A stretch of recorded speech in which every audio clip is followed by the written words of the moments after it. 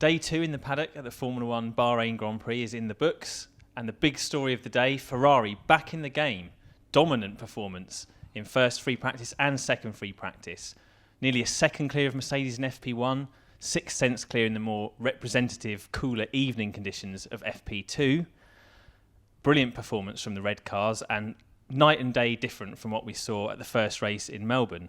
I'm joined by Ed Straw to review the day's action. Ed, you've been crunching the numbers from particularly the second free practice session, and it's much better news for Ferrari, but perhaps not quite as big an advantage as it seems from the headline lap times. Yeah, well, the 6 tenths advantage looks brilliant on paper, and it'd be easy to say, oh, that's kind of more in line with testing. Well, actually, more extreme than testing, because in testing we thought maybe the Ferrari advantage was perhaps 3 tenths. So 6 tenths, yeah, happy days for Ferrari. Not quite that simple. There's a few caveats, as there always are on Friday. In fact, slightly more caveats than usual. Really? Firstly, we have to say Ferrari did 2 qualifying simulations in FP2. Very unusual. Partly it makes sense to do that because the track conditions are more representative than for qualifying. Usually they'd save one of those soft sets for the end of FP3, but that's in day running tomorrow. But also Ferrari had some work they wanted to get done, things they wanted to test. So that 6 tenth gap becomes a 5 tenths gap if you compare like for like, as in Ferrari's first qualifying simulation run versus Mercedes one, which was done a few minutes later. So you discount the third one. But that still says that the Ferrari is quicker by half a second. So that's something. Toto Wolff was talking about the fact that he felt Ferrari had turned the engine up. Now, Ferrari having a straight line speed advantage isn't unusual. We saw that quite a bit last year. Often Mercedes would be faster in the corners, but Ferrari would gain on the straights. However, Mattia Binotto, the Ferrari team principal, did admit that they ran unusual engine modes in qualifying, so they were strangely aggressive. Now, that's presumably because they had some things they needed to test, they needed to understand related to the problems they had in Australia.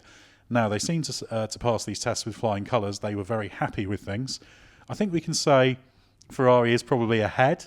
Mercedes certainly think Ferrari is ahead, and I think they're honest in that assessment. However, it's certainly not 6 tenths, 5 tenths. I mean, it's always difficult based on Friday practice. I think it'll be closer on qualifying pace, but it's certainly good news for Ferrari. Certainly they're not 7 tenths off like they were in Australia, so positive day for them. Yeah, it's interesting to see Ferrari publicly acknowledge that the lap time advantage they had over Mercedes was exaggerated.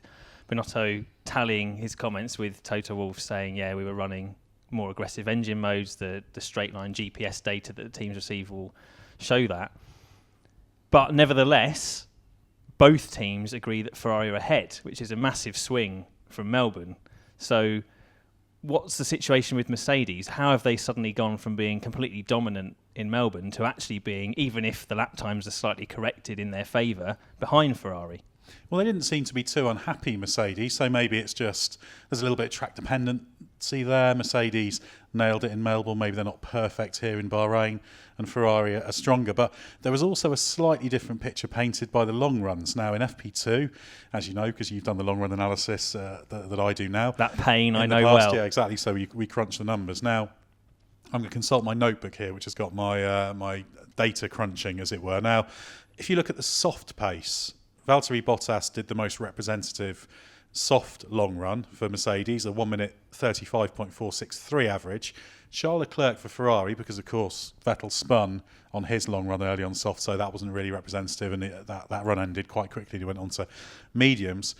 Charles Leclerc did a 1 minute 35.746. Now that's a gap of 0.283 in favour of Mercedes on the softs. However, if we then look at the medium pace, we see that actually Vettel had the advantage of 0.077, so that's quite a negligible advantage, less than a tenth. So we can't read too much into that.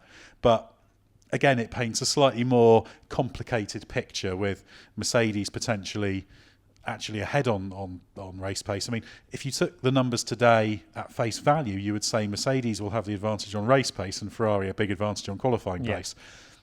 The Mercedes race pace advantage, possible. The Ferrari qualifying advantage of that magnitude seems less likely, but the fact they could have a qualifying advantage today hints that might be the case. But we'll only know tomorrow once they head out in qualifying. It's looking very likely that things will definitely close up as the weekend progresses. But what of Red Bull, a team that performed really well in Melbourne, but seemed to be struggling here in Bahrain? Yeah, Red Bull all over the place on the softs.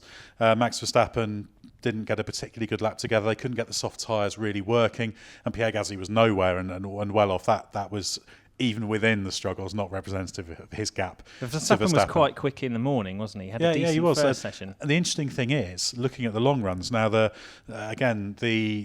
soft run, long run for Verstappen was only a tenth and a bit off Leclerc, so not too bad. But the medium run, actually, Max Verstappen had the quickest, averaging a 1 minute 35.167 compared to Vettel's 35.380. So that suggests, I don't think it means the Red Bull's necessarily fastest in race conditions, but they're certainly stronger on the medium tyre. So that suggests if they can get the soft to work, they will be a bit more competitive. But I don't think anyone, including Red Bull, are expecting them to be right up there in that battle for first place. So exactly where they shake out, we'll see. But there's hints of pace. It's a very inconsistent picture for the Red Bulls, and where it is consistent is it fits in with what Red Bull was saying, that they just could not get the softs to work. No, it certainly looks like they've slipped back a little bit, and we'll see if they can correct their setups as the weekend progresses and get back in the picture. But Ferrari have made a big jump forward, and Mattia Binotto was quite interesting in some of his comments, kind of denying that Ferrari has this cooling problem that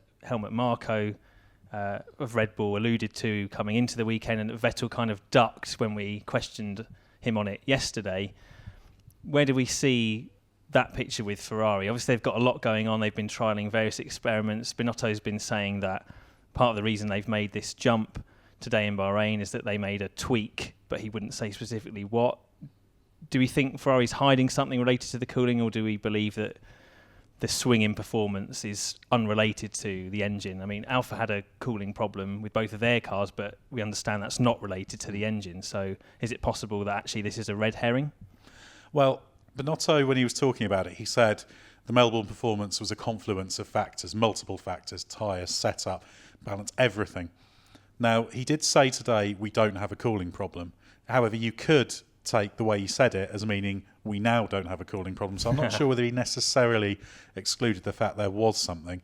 And the fact they did these 2 qualifying simulation runs partly to try the more aggressive engine modes that they wouldn't necessarily normally run makes me wonder. It's very unusual for a Friday, yeah, isn't but it? perhaps there's something in the more extreme conditions, because these qualifying engine modes, if you speak to the guys who work on the engines, there is a trade-off. They are pretty savage if you run the most extreme ones. You damage the engine, don't you? You do damage the engine, and so maybe there's a problem related to that. They wanted to look at maybe that is temperature related, because sometimes if you get them outside of the operating temperature parameters, you do irreversible damage, and maybe that's played a part.